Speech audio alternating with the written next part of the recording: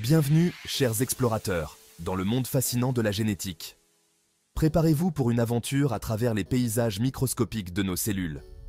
Nous allons percer les secrets de l'hérédité, ces instructions remarquables transmises de génération en génération. Préparez-vous à être émerveillés par le pouvoir de minuscules molécules appelées gènes, qui façonnent tout, de la couleur de nos yeux à notre prédisposition à certaines maladies. Imaginez ce voyage comme une enquête policière palpitante. Nous allons décoder les indices cachés dans notre ADN, le plan de la vie elle-même. Lançons-nous dans cette aventure passionnante au cœur de ce qui nous rend uniques. Attachez vos ceintures et que l'exploration commence. Avant de nous plonger dans les subtilités de l'hérédité, familiarisons-nous avec les acteurs clés de cet orchestre génétique. Imaginez nos cellules comme des villes animées, et au sein de chaque cellule se trouve un centre de contrôle appelé le noyau.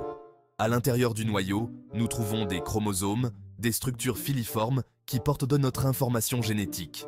Considérez les chromosomes comme des manuels d'instruction transmis par nos parents. Ces manuels sont écrits dans une langue appelée ADN, une molécule complexe avec une structure en échelle torsadée.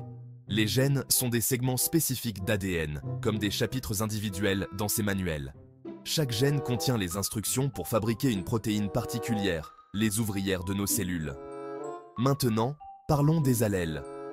Les allèles sont différentes versions d'un même gène, comme ceux des yeux bleus, des yeux marrons ou des yeux verts. Nous héritons d'un allèle pour chaque gène de notre mère et d'un de notre père, ce qui nous donne 2 copies de chaque gène. Vous vous souvenez de ces allèles, différentes versions d'un même gène? Eh bien, ils n'ont pas toujours le même poids dans la détermination de nos traits. Certains allèles sont dominants, ce qui signifie que leurs instructions sont suivies même si nous héritons d'une version différente de l'autre parent. D'autres allèles sont récessifs, leurs instructions ne sont suivies que si nous héritons du même allèle récessif des 2 parents. Imaginez une fleur avec un gène pour la couleur des pétales. Ce gène a 2 allèles, un pour les pétales rouges et un pour les pétales blancs.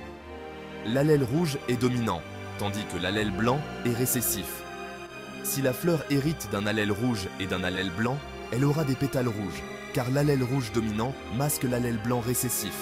Ce n'est que si la fleur hérite de 2 allèles blancs qu'elle aura des pétales blancs. Cette interaction entre allèle dominant et récessif explique pourquoi certains traits semblent sauter des générations. Comprendre l'hérédité dominante et récessive est crucial pour comprendre comment les traits sont transmis au sein des familles et des populations.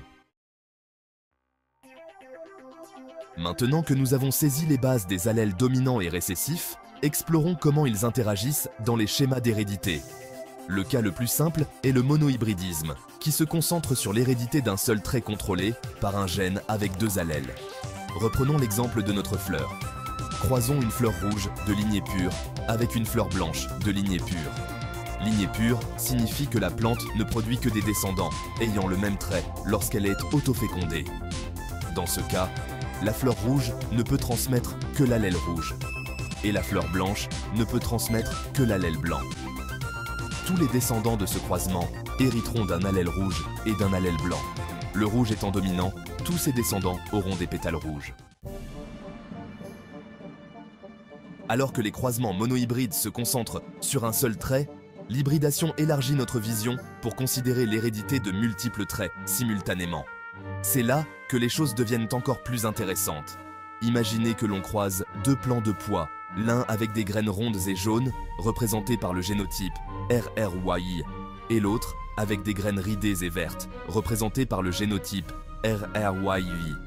R représente l'allèle dominant pour les graines rondes, R pour les graines ridées, IG pour les graines jaunes et YD pour les graines vertes.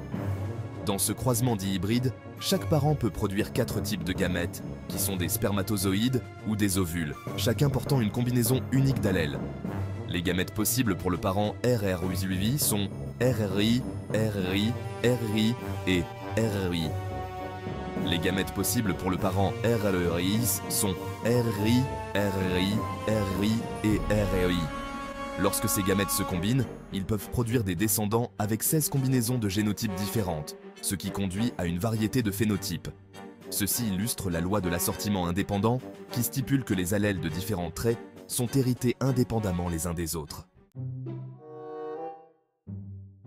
nous avons vu comment les échiquiers de Punnett peuvent représenter visuellement les génotypes et phénotypes possibles des descendants d'un croisement génétique. Ces outils pratiques nous permettent de calculer la probabilité d'hériter de combinaisons d'allèles spécifiques et, par conséquent, de traits spécifiques. Revenons à notre croisement monohybride entre une fleur rouge, RR, et une fleur blanche, RR. Nous pouvons construire un échiquier de Punnett avec les gamètes possibles de la fleur rouge, R et R, en haut, et les gamètes possibles de la fleur blanche, R et R, sur le côté. Chaque case de l'échiquier de Punnett représente un génotype possible pour la descendance, formé en combinant un allèle de chaque parent. Dans cet exemple, il y a 50% de chances que la descendance hérite du génotype RR, pétale rouge, et 50% de chances qu'elle hérite du génotype RR, pétale blanc. Les échiquiers de Punnett constituent une méthode simple mais puissante pour prédire la probabilité de différents résultats génétiques. Depuis l'époque de Mendel, nos connaissances en génétique ont explosé, révélant les mécanismes complexes qui sous-tendent l'hérédité et ses profondes implications pour la santé humaine, l'agriculture et bien au-delà. Nous savons maintenant que les gènes contiennent les instructions pour la construction et le maintien de tous les organismes vivants. Ils déterminent nos caractéristiques physiques, influencent notre susceptibilité aux maladies et jouent même un rôle dans notre comportement.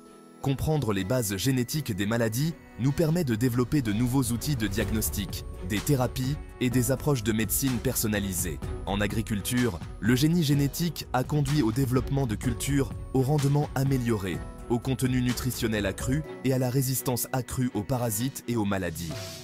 L'étude de la génétique continue de percer les mystères de la vie, offrant des possibilités passionnantes pour améliorer la santé humaine, comprendre notre histoire évolutive et préserver la biodiversité. Notre voyage dans le monde de la génétique ne fait que commencer. Il existe d'innombrables merveilles à découvrir et à explorer. Des mécanismes complexes de la réplication de l'ADN aux considérations éthiques du génie génétique, le domaine de la génétique offre des possibilités infinies d'apprentissage et de découverte. Pour approfondir ce sujet fascinant, pensez à explorer des ressources en ligne, comme Khan Academy, Coursera et edX, qui proposent des cours complets sur la génétique et l'hérédité. Tout au long de votre exploration, n'oubliez pas de poser des questions, de remettre en question les idées reçues et d'aborder ce domaine en pleine évolution avec curiosité et esprit critique. Profitez du voyage et qui sait quelle découverte révolutionnaire vous pourriez faire.